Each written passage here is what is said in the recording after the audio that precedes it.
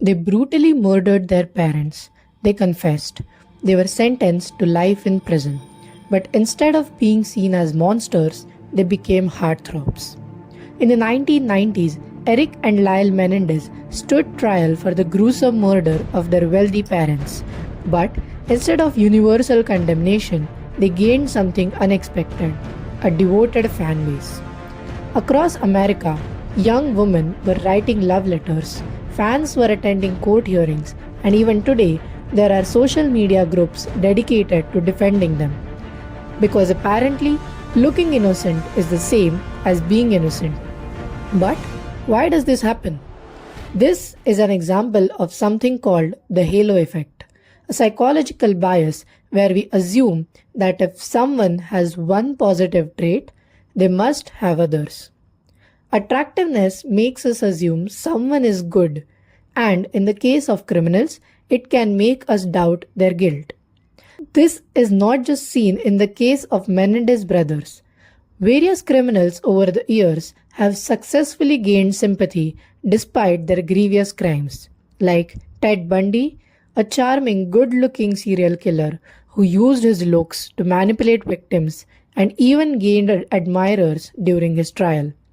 Jeremy Meeks, the hot felon, whose mugshot went viral, earning him modeling contracts instead of a judgment. Amanda Knox, a young, attractive American convicted of murder in Italy. Media played up her angelic looks, making some believe she was incapable of crime. We wanted to test if this bias still influences people today. So, we conducted our own experiment to test if the attractiveness changes how guilty someone seems.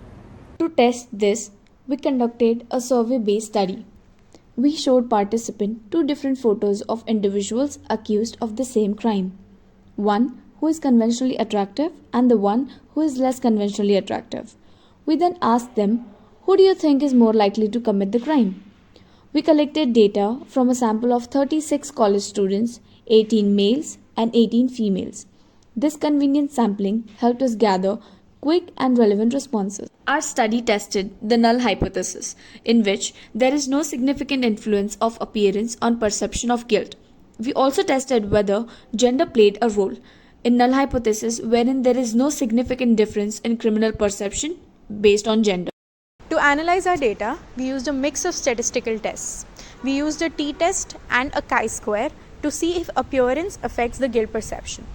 The t-test showed statistically significant result, showing that more attractive individuals were perceived to be less guilty, whereas the chi-square test showed no significant association, meaning that people did not consistently judge guilt based on looks alone.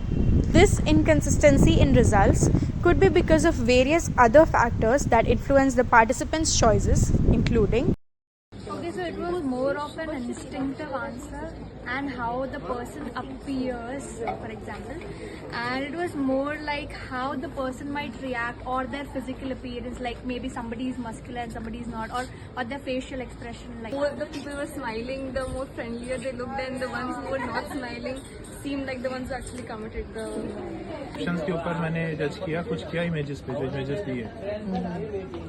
These results have important legal implications. If attractiveness affects perceived guilt, it could also impact court decisions and legal advocacy.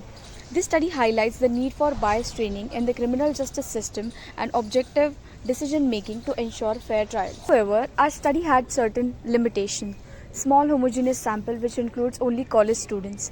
Other biases at play: facial expressions, physical appearance, stereotypes about crime types, etc. To improve future studies, the researchers should include increase sample size and diversity, use realistic crime scenarios, expand crime categories to see if biases vary, and many more.